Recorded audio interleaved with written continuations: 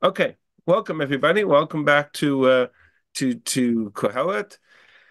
My hope for today, and that's the plan that we're working under, is that we're going to finish the last speech today, which is chapter 11 and 12, and that will bring us to more or less the end of our debate back and forth in the book of Kohelet.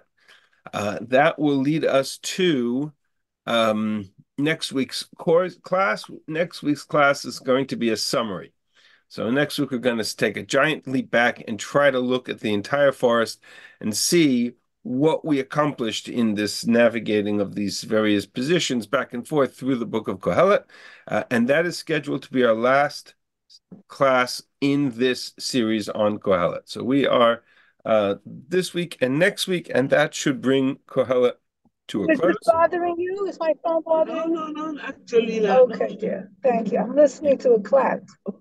Sorry about that. I'm just going to put a temporary mute on the microphone to avoid background noise. If you want to join us in the conversation, please just unmute.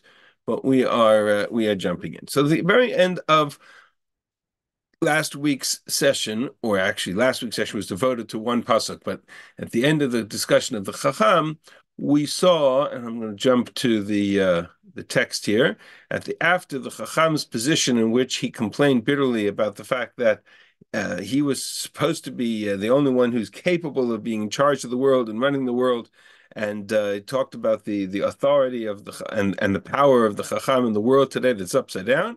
We saw the Arei Elokim, who offers a one-sentence rebuke of the Chacham, Gam b'madda'acha melech al tekalel, don't curse the king in your, and here I challenge this translation, not by your thoughts, but by in your most intimate moments, like it says in Shir Shirim, Emor labina achoti at ulamoda bina tikra.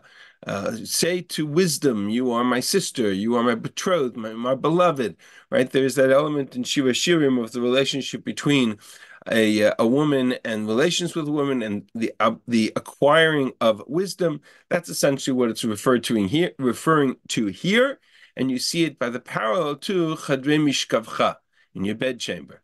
And he says to the Chacham, even in your most intimate moments, you are not the most powerful. There's always somebody more powerful than you. And even the birds can take your voice, take your words. And so there is a kind of a rebuke of the arrogance of the Chacham, who has gone from a world in which he believes he has to kind of accept the world as it is, to a world in which he is critique everybody, including God, for having made the world in such a way that he's not the one who is in charge. And that's sort of the one sentence rebuke of the Chacham. And from that point, the Arei Elokim from Pasuk Aleph, from Perikid Aleph, Pasuk Aleph, to really the end of the book, is the final speech of the Arei Elokim. And if you're keeping tabs and tally as I am, then you'll see that this is the third speech of the Arei Elokim. He is the only one of our four, I should say. He is the only one who has three speeches. The Natan essentially speaks twice. The Amal speaks twice. The Chacham, more or less, speaks twice. The Arei Elokim speaks three times. And I apologize, that color is off. Okay, I will fix it. But that's just notice that now. So, okay, that's my own technical OCD when it comes to technology. I'll deal with that. Okay, let's jump in. So we're now starting chapter 11. I'm going to read through the parak, and then we'll kind of, as we've done before, and then we'll kind of analyze it. And my goal is to get through two parts of this today. Both chapter 11 and chapter 12 are part of one conversation. Shlach lach mecha pnei amayim, ki berov hayamim timtzaenu. Cast your bread upon the waters, for in the multitude of days it will come back to you. You will find it. Ki berov hayamim timtzaenu. Ten chelek l'shiva v'gam l'shmona. Set aside a portion for 7 or for 8. 7 or 8, what? Unclear, probably not really significant. It just means set aside a portion for the future. right? Set aside for a rainy day. You never know what evil is going to come upon the earth. You never know when you're going to need your bread, your portion, your finances, and therefore 10 put aside a portion for 7 and for 8 in some time in the future. If the clouds fill with rain, they'll empty it out upon the earth. And if a tree falls in the south or in the north, where the tree falls, there it will be. The wind will carry the seeds and the trees from place to place, and that's how the world gets populated with trees. Shomer ruach lo yizra. But if you observe, watch the wind, you will never. Sorry, just going to some background noise. I'm just going to mute. Shomer ruach lo yizra. If you observe, if you watch, if you wait for exactly the right moment when you watch the wind, you will never seed. Or if you're watching the weather, if you're watching for the clouds, the exact right cloud position, you'll never reap. You don't know the way of the wind, or how the bones grow in the womb of one who is with child. You just don't know. So you don't know the way of God, the works of God. So in the morning, sow your seed, and in the evening, don't withhold your seed either. You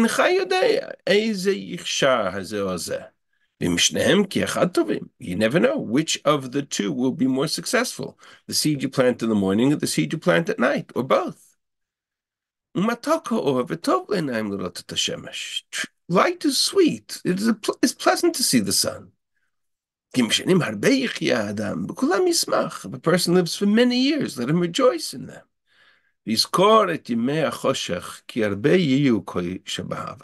But remember the days of darkness, for they shall be many.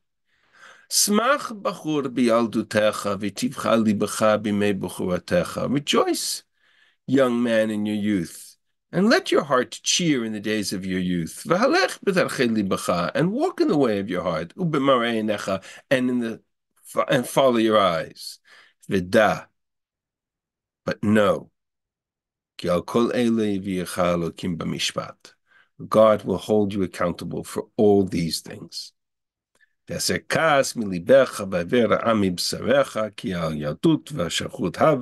sorrow from your heart, put away evil from your flesh, youth and dawn of life, right? Youth, Yaldut, Shacharut, dawn of life, are vanity.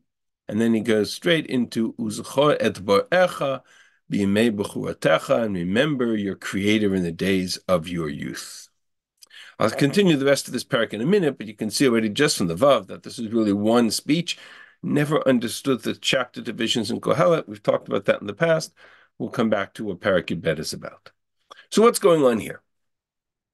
So taking a jump back for a second in a bird's eye view of this parak, one of the characteristics of the Yirei Elokim, and it was actually a characteristic that he was accused of by one of the other voices, was the lack of knowledge, lack of certainty. Every other one of our characters, the Amel, the Nanatan, the Chacham for sure, was a position of absolute certainty, even to the point of arrogance. I know what I need to do. I know who I am, what the world is, and here's what I'm going to do to either fix the world, accept the world, change the world, ignore the world. Right? That's the position of each one of them.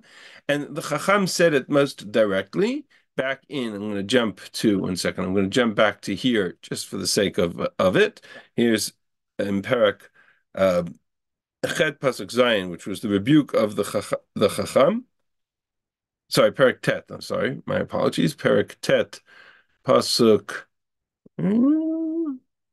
Actually, not the Chacham, the Nenatan. It's Pasuk Yud Tet.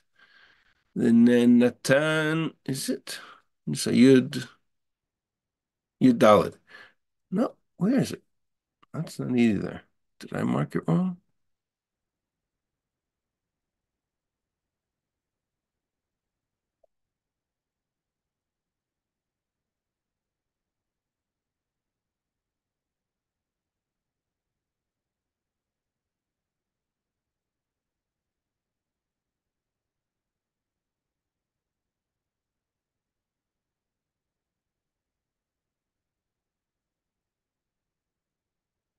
I mark it wrong. My apologies for that. That happens from time to time.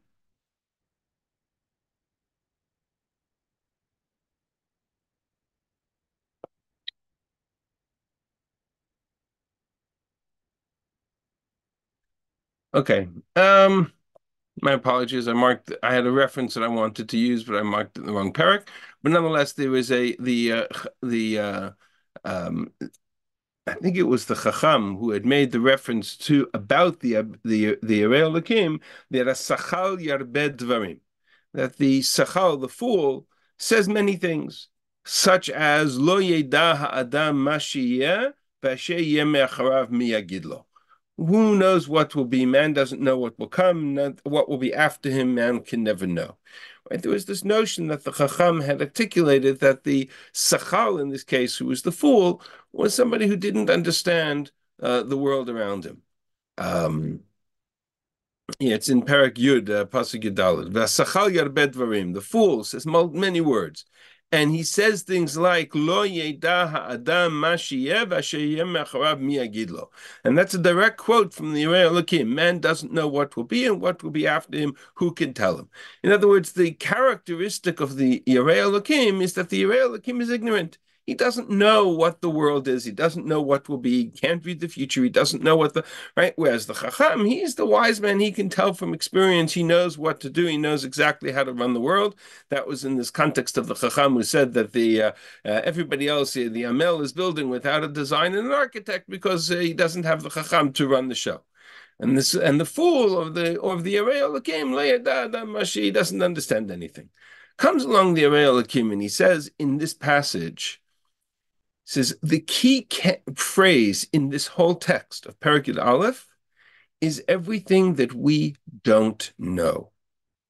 And the defining characteristic of the Arei Elokim is that in this world, there's more we don't know than we do know. And so he says it 4 times. Oh, I actually threw this into the Ala Torah word lab. Just to show, I've shown you this to you before, just to show how many times the phrase appears. Lo teda in chayodea, lo teda in chayodea. What you don't know outweighs everything else. You don't know when the weather will strike and calamity will befall the world. You don't know what the clouds will bring or what the rains will bring. You don't know what the winds will bring. You don't know whether you plant a seed at night, whether it's going to take fruit as a bones in the womb of a woman. You don't know when you plant your seeds in the field whether they're going to grow. You don't know God's actions and God's deeds and what's going to happen in the world. In Chayodeh. And that's the defining characteristic. But in the context of the Arei Elokim, he's not saying it as an expression of weakness. He's saying it as an expression of strength. Meaning, because we don't know, if we did everything based just solely on our knowledge and our conviction of what we absolutely were sure of, the world would never progress. There would be no experiments. There would be no trust. There would be no element of hope and of expectation if we only operated based on what we do know for sure. And so he says in this passage, and he's talking both to the Chacham and to the Amel, and we'll see he'll talk to the Natan in a minute too. But to the Amel and the Chacham especially, who both claimed that they wanted to run the world, change the world, develop the world, control the world, and they both operated under the assumption that there's that which we know, we operate, that which we don't know, we ignore.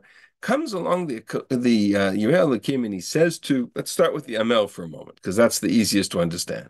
And he says to the Amel, Shlach lach machal pnei hamayim. Cast your bread upon the waters. Meaning, right, the expression, the idiom has become very common in modern Hebrew. Actually, it's a Yiddishism, that if you want to, you don't know what's going to be, but you try it anyway.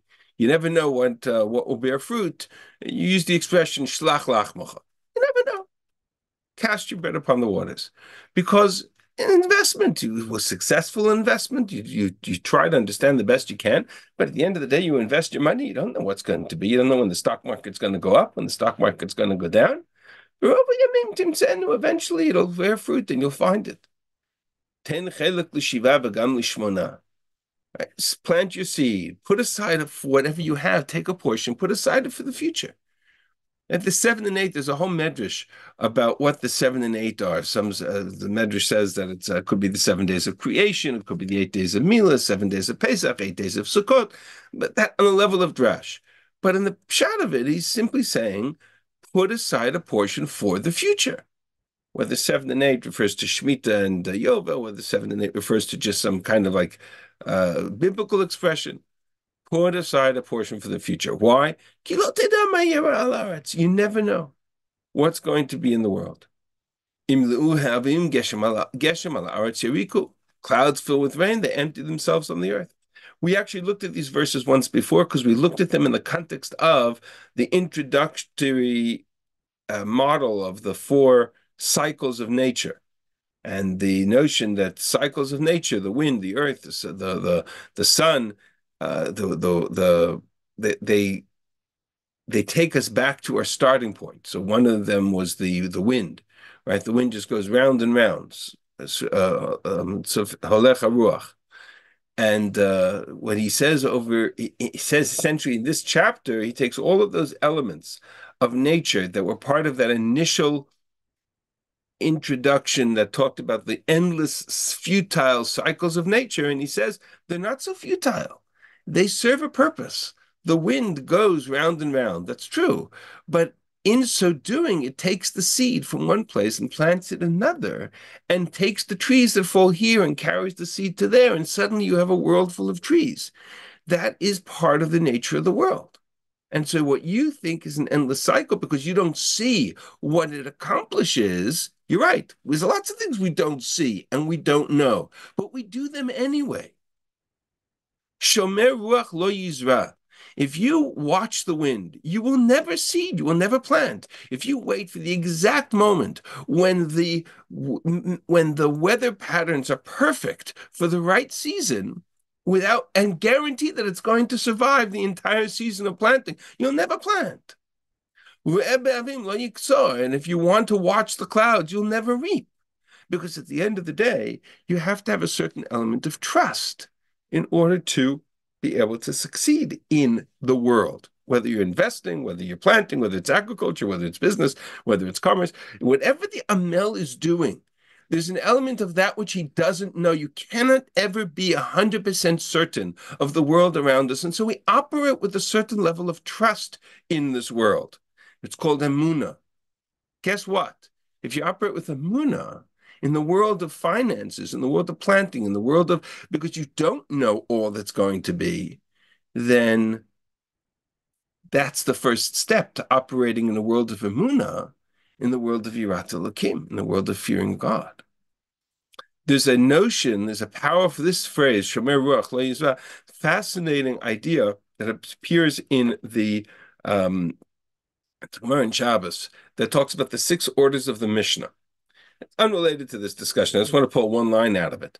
But there's a Gemara in Shabbos that identifies the 6 orders of the Mishnah, the oral Torah. And in identifying the 6 orders of the Mishnah, the verse that is used is a kind of mnemonic. It's a pure mnemonic. Is Vaya Munati Techa Chosen Yeshuot Chochmat V'dat Yirat Hashem Hi Otsaro. It's the end of that pasuk. And says Rish Lakish, these are the 6 orders of the Mishnah. Itecha refers to Moed, Chosen refers to strength, refers to women, Nashim, all the laws of marriage, Yeshuot refers to Nezikin, Chochma refers to Kodshim. The first one is Emunat. And Emunah, says the Mishnah, says Rish Lakish, Zeh Seder Zrayim. That refers to the first order of the Mishnah, which is all the laws of planting and seeding. Because you have to have an element of Emunah before you can plant. Otherwise, you'll never plant. You'll just wait for the seasons and the weather patterns, which are not in your control. And there's so much that's not in your control, you'll never get anywhere. And so you understand that there's the more that we don't know, then we do know. And that's true in the domain of building civilization and society as well. כאשר אינך יודע מה דרך הרוח, כעצמים בבטן המלאה, ככה לא תדע את מעשה אלוקים אשר יעשה את הכל. You don't know the way of the wind or how bones enter into the womb of one who is with child, meaning you plant your seed in the morning in the ground and you plant your seed in the evening in terms of creating life and the next generation procreation, and you hope and you don't know what's going to succeed. Do both. You plant your seed in the morning, you plant your seed in the evening. You don't know which will be successful, which will prosper, or whether they'll both be prosperous and both be successful. And so you do. This world would never survive if we didn't operate with the sense of trust in the fact that we don't know everything. And that's precisely what the argument of the Rei Elokim was to the Amal, or the Amel, all the way from the beginning. And the Amel talked about Amelut, toil, effort, completion, have to see the result of the work. And back in Parak Hey already, the Kohelet, the Rei Elokim, said to him, you know what? Mitukashnat ha'oved. It's not about toil, it's about work, it's about service, it's about doing what you can and seeing that partnership with God. Gavoa mi'al gavoa shomer. We talked about that in chapter 5. And so he transforms the notion of toil into the notion of avodah. Avodah means you do what you can and you sleep well at night because you hope.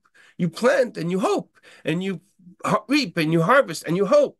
And you live with that sense of emunah and hope that it will all work out for the best. And sometimes it doesn't, sometimes it doesn't. And when it doesn't, that's when you put aside a portion for the rainy day. And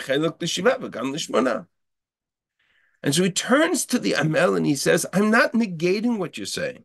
I'm accepting the Amel. And one of the things we're going to talk about next week is the fact that the Rei Elokim is the one personality who incorporates all the others and says, I embrace you. I accept that there's a value to all of your toil and effort, but not unless you imbue it, you embed within it, or infuse into it a sense of humility to recognize that you don't know everything.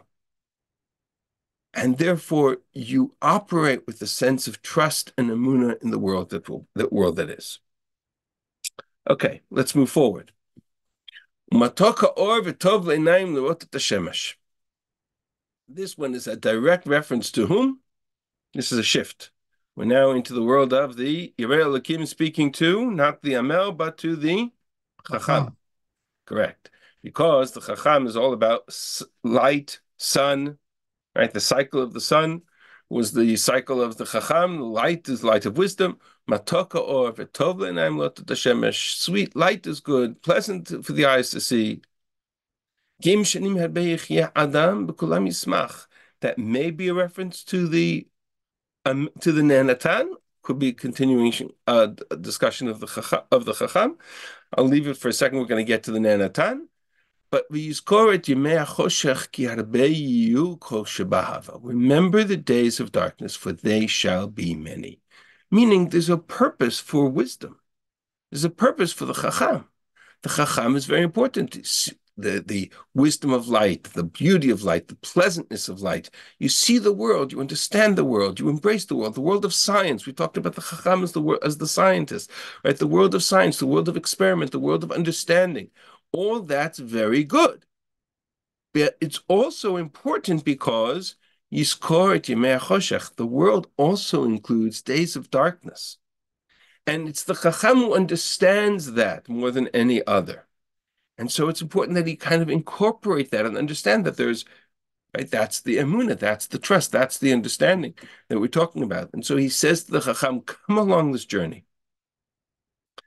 And then he turns his attention to the Nanatan. And this focus on the Nanatan, who was the most confrontational to the world of the Rei Elokim, is where this piece ends, where he says, person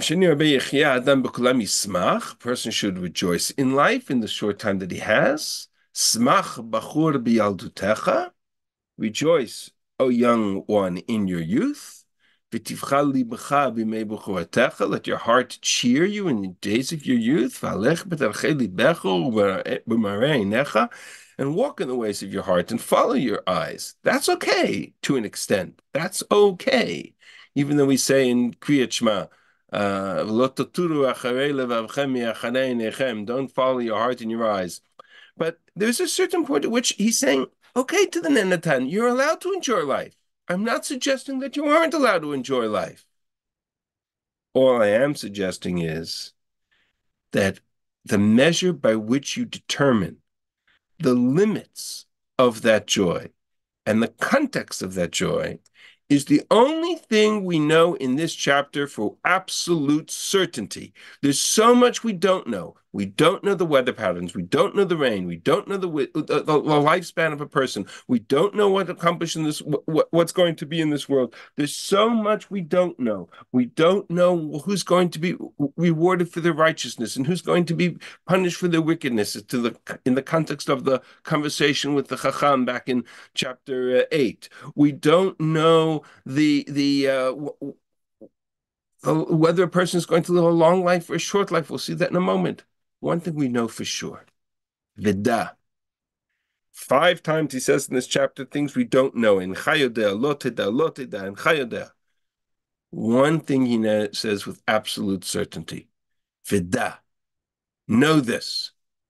Ki al kol ele yeviacha Elokim b'mishpat. God will hold you accountable. There will be a mishpat for everything we do and for every decision we make. So enjoy it, yes, but enjoy it with limitations, enjoy it with understanding, enjoy it with the context of saying, okay, this I can enjoy and this I can't. This is permissible, this is not permissible. That's what Emunah is all about.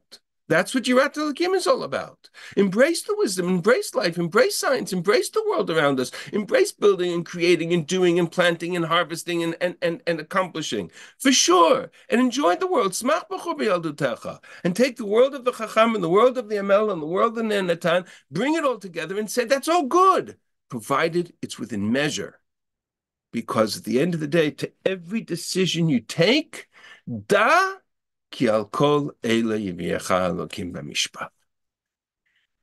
that can be seen as a threat, right? There's a judgment, that's a threat.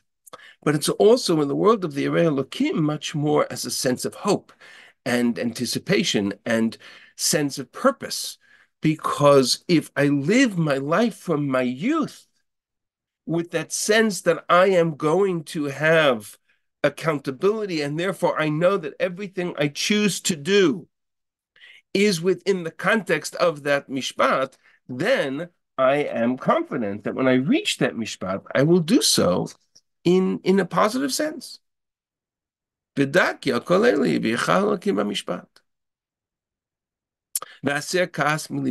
therefore, remove sorrow from your heart and anger from your heart. Youth is vanity because we waste it. We don't realize we're not taking into account of this sense of accountability when we are youth. Youth is impetuous and free and not caring because they don't sense the sense of mortality. There's nothing more than powerful than the sense of mortality to bring a person a kind of a balance to their lives. And that's often lost on youth.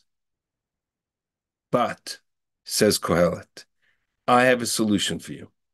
To you, the youth, smach b'chor b'yaldutecha. You want to understand what this mishpat is about? Remember the Nenatan, more than anybody else, ignored death. Why did he ignore it? Because it wasn't relevant. He can't see it. And so he says, I'm going to live life. I'm going to ignore death. I'm going to live life. I'm going to live as if it, what was the expression? Live, eat and drink because tomorrow we die. The world of the Nenatan was the world in which he said that for now, there's nothing more than to just enjoy the world. Says the Arei Elokim to the Nenatan, Smach b'chor b'yaldutecha, rejoice, but know that there is mishpat. And this mishpat comes at the end of the world, at the end of life. And if you want to understand it, if you want to see it, come with me on a journey. And I'll take you to somewhere where you can understand what that means. Zachor et borecha b'yemei b'churatecha. Remember your Creator even in the days of your youth, even when you're young. Live by that sense of awareness that there is a mishpat, there is a Creator, and there is a sense of anticipation of this mishpat. And if you want to see it, here's the journey. Ad asher lo yavo yemei hara'ah. Because you need to see it now before those evil days come upon you and they draw near. And what transpires in the next handful of chapters, a very difficult read, but it's one of the most dramatic, poetic, powerful descriptions of the process of aging and dying in all of Tanakh. Because he says to him, I'll take you on a journey, walk with me through a geriatric ward of a hospital, walk with me through a nursing home, walk with me through where you can see what happens as people age to the point where they're almost at the point of death. And then you understand that this life is mortal. And you reach the days of life in which a person says, I've lost my desire, I've lost my pleasure. Before the sun, the light, the moon, and the stars all darken. And the clouds return after the rain. We're going to see the rest of these verses in a second. I just want to start from here. The Gemara in Shabbos has a lengthy explanation of each one of these phrases, and he basically, Gemara in Gemara in Shabbos Taf Kuf Nun Aleph, and while I'm going to interpret them a little differently than the Gemara does, but essentially it's the notion is each one of these is a metaphor for some aspect of life that is waning, that is drawing to a close. And so in these days of Yemei Ra'ah, years which a person says, I have no pleasure or desire in them, the sun and the light and the moon and the stars dim. Now in the language of Kohelet, that could mean, again, the dimming of one's mental capacity, because Shemesh and Or are metaphors for wisdom. But it could also be a reference to the eyes, because in that process of, you're going to see, it's a metaphor for the human being, for the body, right? The eyes begin to dim. And shavu he'avim acharagashim, and the clouds return after the rain. The rain referring to, the Gemara says, to tears. And the avim, the clouds that return to the eyes, could be referring to sort of the dimming of the eyes or cataracts. Bayom shiazu shumnei abayit, in a day when the guardians of the house begin to tremble, referring to the hands begin to shake. V'itavtu anshei achayil, and the strong men begin to bow themselves, meaning become crooked, referring to one's feet or one's spine. Ubatlu tochanot ki me'etu, and the grinders cease, for they are few, referring to teeth. V'chashchu haraot ba'arubot, and the lookers through the windows become dark, again referring to the dimming of our eyesight. V'sugrut l'tayim bashuk, the doors in the street are shut. Bishval kol tachana, because the sounding of the grind of the mill has become dimmed, is low, right? Referring to, again, the ability, the lips and the teeth and the diminishing of the ability to eat and to chew. V'yakom l'kol hatzipor, one shall rise up at the voice of a bird. The idea of being frightened. V'yishachu kol benot ashir, the daughters of music shall be brought low. The limit, the reduction, the limit of hearing, the ability to hear, the ability to discern. Gam mikavo yirau, be afraid of heights, right? At a certain point in time, we'll become afraid of even walking because of the possibility of falling. V'chatchatim b'derech, and terrors along the way. Now, this is a little bit more complex, unclear where he's going with this phrase, but nonetheless, shaked, the almond tree shall stop to blossom, v'yistabel chagav, and the grasshopper becomes a burden, v'tafera evyona, and desire shall fail. Could be a reference to the diminishing of sexuality. Ki holech adam el beit olamo. Because all of this is happening because a man goes to his everlasting home. V'savavu bashuka softim. And now, even as they're dying, the mourners are in the streets and they are beginning to gather to express their mourning for the person.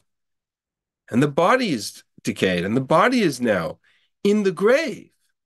Ad asher lo yaratek chevel hakesef v'terutz gulat hazahav, before the silver cord is severed and the golden bowl is broken, v'tishaver kad al hamabua, and the pitcher is broken at the spring, v'nerotza galgal al habor, and the wheel is broken at the cistern.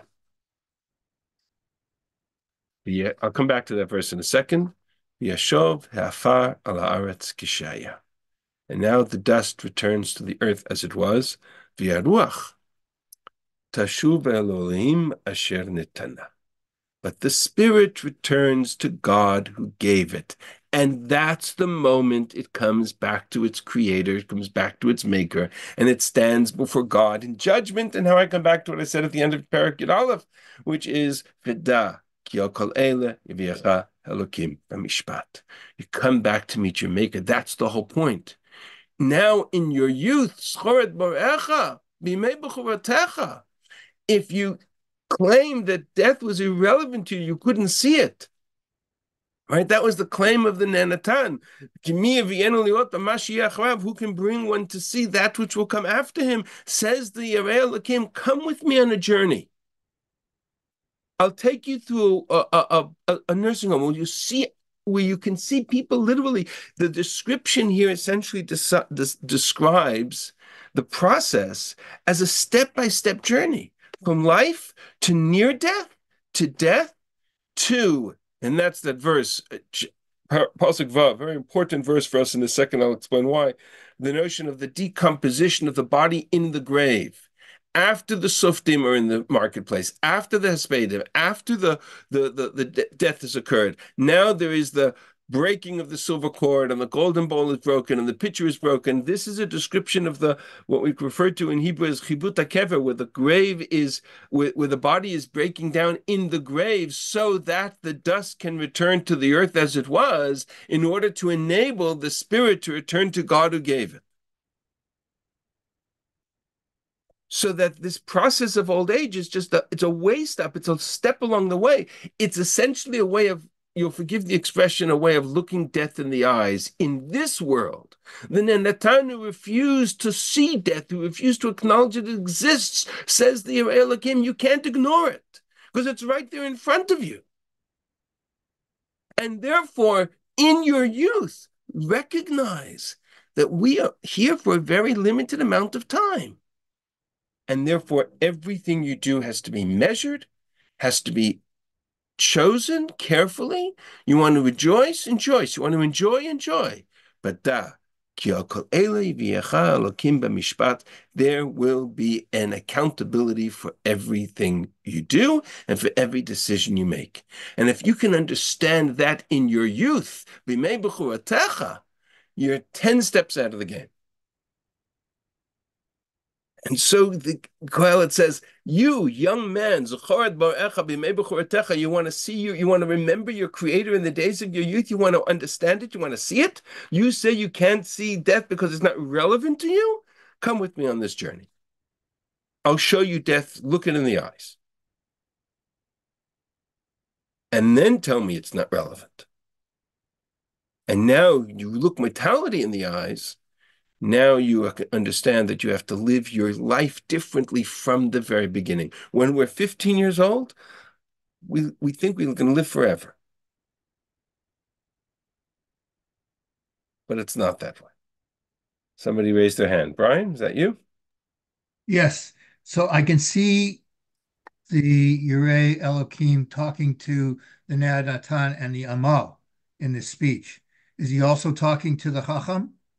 He's talking to the Chacham less so here, but he's talking to the Chacham in generic terms. He said in the previous, in the end of the previous parak, Matoka or Betova and Lewot et Hashemesh, Geim Shanim Harbe Yichyeh Adam Bekulam Yismach, V'yizkor et Yemei HaChoshech Ki Harbe Yu Kol Sheba'ava. Light is good, wisdom is good, understanding is good, science is good. It's all very good. But if you live life with the sense that you only embrace that which you can see, experiment, measure, you're going to miss a key piece of the element of the story, because at the end of the day, there will come days of darkness and it'll all disappear. And so he says to the Chacham, take your Chachma, take your wisdom, and incorporate it into an understanding that we're here for a finite period of time. So I think he does speak to all three. If you look at chapter 11 and 12 as one unit, I think he's transitioning more to the Nenatan, but he's certainly speaking to all three. There's this reference to, I'm just going to throw in an aside, a kind of an open parenthesis for a second, because this is a very, very powerful verse. This verse in describing the process of old age, he has the reference to after the mourners in the streets, before we get to the dust returns to the earth as it was and the spirit returns to God who gave it. We have this pasuk vav, which describes, the best way to describe it is the decomposition of the body in the grave. So after the mourners are in the streets, before the silver cord is severed and the golden bowl is broken, and whether it be the skeleton or the breakdown of the body, right? This is all a description, a very graphic description of the dust returning to the earth as it was. But because it's linked to the Ruach Tashuva Elohim Asher Tanat, to the spirit who returns to God who gave it, this forms the foundation of the idea that there is a correlation, a connection between the return of the dust to the earth and the return of the spirit to God. It's one of the reasons why there's such an incredible amount of emphasis in Jewish thought, in halacha, and even in Tanakh, to the value, to the importance of being physically buried, and that the worst curse that the Nevi'im offered, the worst curse that the Nevi'im leveled at the worst of the kings, was that they would die without burial. For example, by Yeravam ben Nevat, who was really the idolatry and all of the terrible things that the Nevi'im threw at Yeravam. And in Melachim Aleph, in the Navi says to him, "Hamet li Yeravam ba'ir yochlu aklavim, ba'met basadeh yochlu afashamay."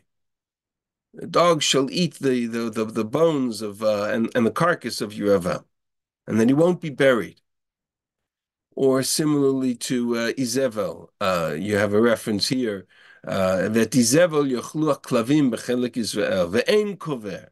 The notion that there will not be a place to bury somebody isn't just about coming to a place where you can mark the grave and show respect and for generations, etc. But there's a much deeper spiritual connection to the notion of the release of the soul to God, and the decomposition of the body in the grave, and the notion that those two processes somehow, in a way we don't understand, are interconnected. That's why we say Kaddish for 12 months, because that process takes 12 months. That's why in Israel they don't bury, or 11 months. That's why in Israel they don't bury in coffins. They bury directly in the ground. The faster we can enhance that process, the better it is for the soul. So just that's a pure parenthetical observation. It comes from this verse as well. So where does it leave us? I come back to what I said before about the basic message of the Yireh Elokim. Basic message of the Yireh Elokim is he doesn't, unlike the Chacham, the Nenatan, and the Amel, who negated each other, who challenged each other, who says, if I'm in charge, you can't be in charge. Comes along the Chacham and he says, you know what? There's so much we don't know in this world. Incha yodea, lo teda ma yera al haaretz. Incha yodea ma derech haruach. Lo teda ma seh Elokim. Lo teda. Right? There's so much we don't know in this world. We think we have the arrogance of thinking that we're in control. But we all know that we're not in control and that there's circumstances of life that we can't stop. And we can't stop the process of, it's like, to go from one extreme to the other, it's like childbirth. Once labor starts, right? You go, oh, you know what? It's not convenient. I want to stop it. I'll start it tomorrow. It's not going to happen. The body takes over, nature takes over. There are things we are not in our control. And at the other end of the spectrum, says Kohelet, we want to understand death. Come with me and I'll show you death. Look at death in the eye. And now tell me that it's not relevant and that you're going to ignore it and that you're going to live your life as if it doesn't exist. And so his conclusion to all of the elements, to all of the personalities of Kohelet, to the Amel, plant your seed, build your houses, build your economy, build your effort, build your world. That's great. Put aside a portion for the future because you don't know what's coming. And if you don't know what's coming, it means that you're not all-knowing. Only God is all-knowing. So learn to live this element of the Amel, learn to live with humility. And that humility translates into emunah, trust and belief and faith, and yirat Elokim. And similarly to the Chacham, you don't know it all. You're not in control. So instead of bemoaning the fact that you're not in control, instead of bemoaning the fact that you know everything and nobody's listening to you, take your knowledge, put it into the advancements of civilization, but then recognize the humility to know that you don't know everything. The only thing we know for certain is that we end up in this world for a finite period of time, and then we return to God. And the Natan, who wants to eat and enjoy life, for sure, go for it. Smach b'chor b'yaldotecha. Rejoice. I'm not saying no. I'm not telling you not to. But make sure that whatever you do, you understand that you are measured and that you recognize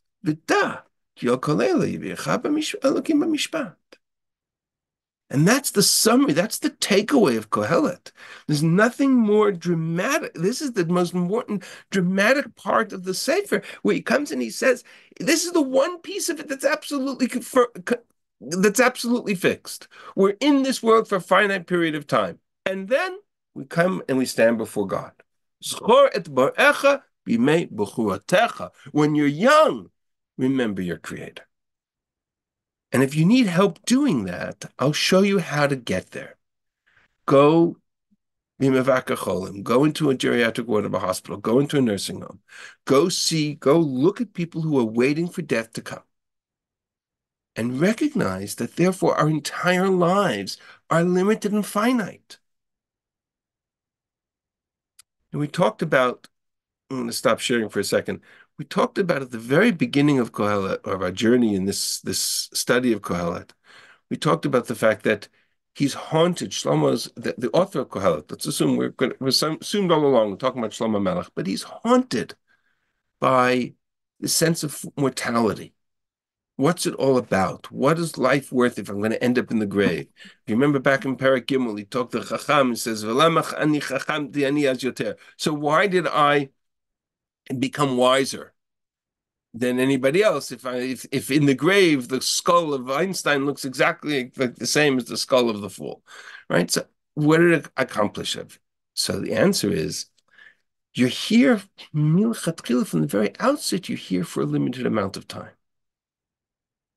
So you do whatever you can. You amass as much wisdom as you can, much accomplishment as you can in the world of the Avodah and the Amel, and you enjoy the journey as best you can, but understand that it's limited from the outset. But the soul is eternal. The soul is eternal. And so what's finite is the physical world we live in, the spiritual world, the world of Emunah, the world of the Yirei Elokim, the world of the soul, the world of the spirit, the Ruach. That's eternal. That's immortal. That goes back to God. And that's the message of Kohelet. It's fascinating because it's so different than the rest of the world of Tanakh, but it's so critically important. And I'll show you something at the very end of the Sefer. He makes we're almost finished, but he makes there's this conclusion postscript to the book. We want to understand the conclusion of the Sefer. Bikesh, this is already, from Pasuk Yud, is already the same way we had an introduction to Kohelet that was in third person, right? Divrei Kohelet. Now from Pasuk Yud, we have a conclusion of Kohelet, also written in third person, right? The book itself, the authorship of the book, ends at Pasuk Tet. Sorry, ends at Pasuk Zayin. V'yashov afar al haaretz kishaya, v'haruach tashuv Elohim asher natanan. That's the last thing, the last sentence of the core of the book of Kohelet. From Pasuk Chet, we're now in a review summary of the text. What's the takeaway of it all? So here's the takeaway. He starts with Havel Avalim Amara Kohelet Akol Havel way back in chapter 1. Remember, everything is vanity? Because he looked at the world and he said that what's it all worth if this cycle? I start in the grave, which is the womb, and I end in the grave, which is the womb. Along the way, something happens. Along the way, there's amelut, there's effort in building, and there's chachma that we acquire, and there is enjoyment that we have. Says Kohelet, that's all good, valuable. Suddenly it takes on meaning. Suddenly it takes on purpose. But it takes on purpose and meaning because Haruach Tashuv Elohim Asher Netanah, because the spirit, the God, returns to God. Now it's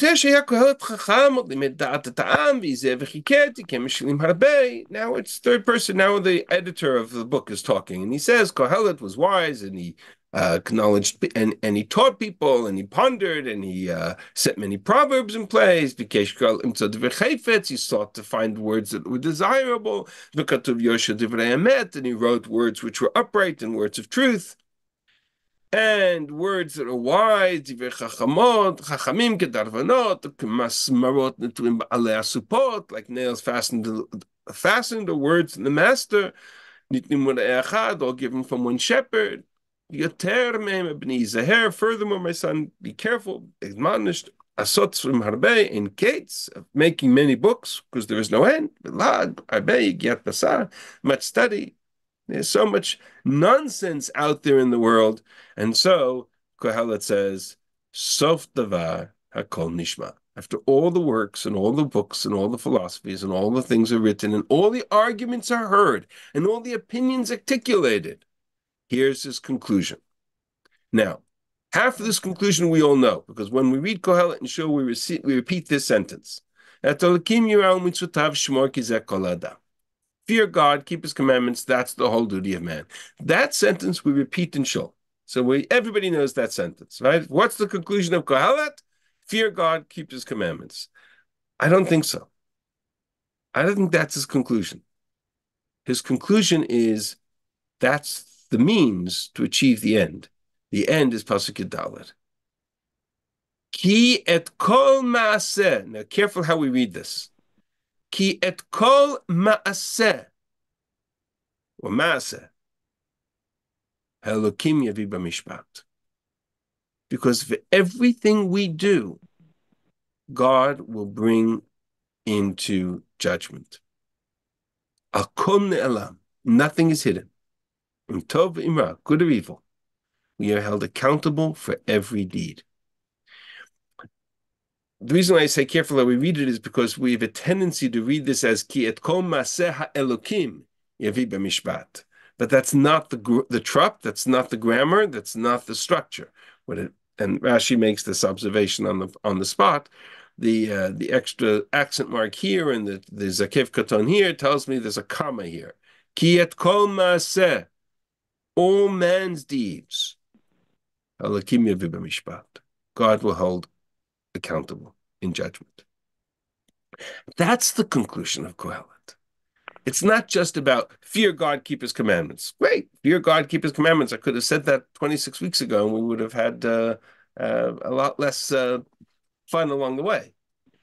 The point of Kohelet is to recognize to the Chacham, actually now I can stop sharing, is to recognize to the Chacham, to the Amel, to the Nenatan, to all the personalities that exist in the world, And they basically are archetypal personalities of pretty much everybody that exists. The scientist and the free spirit youth and the builder and the businessman and the accomplished to every personality in the world. Kohelet Yirei Elokim turns and says, I embrace you all with one proviso. Learn to live a life of moderation that recognizes that every decision we make has consequences, both consequences here and consequences for us spiritually when the soul returns to God who gave it. That's the takeaway of Kohelet. Ki et kol ha'maseh, for every deed, every action, everything we do, now go live life. Now go and live your life. Now go and embrace the world. Now go and plant your seed. Now go and build. Now go and enjoy. But with the understanding that we are accountable to God for every decision and for everything we do. And therefore, that will transform and inform how what our lives look like and how we live them from point A to point Z or Z. And with that, we have concluded our study of the arguments and the positions of Kohelet. We started 26 weeks ago in chapter 1, and now we have reached chapter 12. And thank you for joining me in this journey. It's been fun. I hope you've enjoyed it. And we have one more class together in this topic. Hopefully there'll be other classes. That's not up to me, but hopefully there will be. But what I plan for next week is a kind of bird's eye view, right? The forest, that to look at all the opinions and all of the different personalities and the transitions that they go through and to kind of see the text as a whole. I think there's been so much detail that it's important to kind of step back and look at it in that context. With that, I will, in the few minutes we have remaining, open up to questions. Rabbi, I would like to say thank you for this study. If there is a book in Tanakh that I am obsessed with because I have read it, I can say more than 50 times and trying to understand. Really, I just read it because I'm very obsessed with what he's saying. And because of this study, you've given me some light into it, that book, and I appreciate it. My pleasure. Really a pleasure. Rabbi, Hello, question. Rabbi Shulman. Can you hear me? I can. Who is speaking? Okay. I'm Lottie Dessa. I'm behind the phone. Is Okay. it possible that I don't have a computer or email? Is it possible to mail me a synopsis, what you intended to do at the end? What next week's? Next week's I mean, synopsis that you it'll have of be the... recorded. I can send you whatever source pages I have. And I do have like a document that I think I shared part of it with you once before, which is like a summary of each speech in English. I can certainly try to send you that. Can you, you don't have access to the chat, right? No, I don't Um, have a computer. If all you right, can't, I'll have to get my friend's email address. what do you have access to an email? No, I don't. I don't All right. personally. So if you You can, want my address? uh, Just the last chapter of a synopsis of what you intended to do. yeah, okay. What's the best way to send it to you? Okay, name is Lottie, Lottie, first name, last name Dessau. It's Dessau? right, 160 Bennett Avenue. That's B as in boy, Ennett Avenue, apartment 5D as in dog, and it's New York City, 140, New York. What was the Hello? zip code? 140, 10040, New Uh, York. okay, I will do the best I can. You're located in America or in In St. Israel? Louis. In St. Louis. Okay, Yeah. so that's a normal. Okay. Any other questions? Okay, I Rabbi appreciate it very Shulman, much. No problem. My pleasure. Yeah. Yes, Rabbi, Vivian. just the word Ka'as mean anger or sorrow or both? Ka'as? Yes. Depends how it's used, but it usually means anger, but it can mean sorrow. Thank you. Yeah. Does color-coded summary have to be revised, or is it ready for printing? That is here. Copy link. I mean, there's a couple of little. I'll continue to edit it slowly. There's a couple of mistakes in terms of color coding, and the translation. I'm not so crazy about, but it is what it is. Better to wait till next week, right? I'll repost it again next week, so you'll have an update of it. Thank you very much. This has been a wonderful series. My pleasure. Thank you. It's very been thought-provoking. Yes, Stuart, I see is oh no, that's just a thank you. Okay. Any other questions? All right. Well, enjoy. Have a wonderful day. And I'm looking forward to your next classes and your next topic. Thank you so much. Appreciate that. My pleasure. Thank you, Rabbi. Thank you very, very much. My pleasure. Thank you, Rabbi.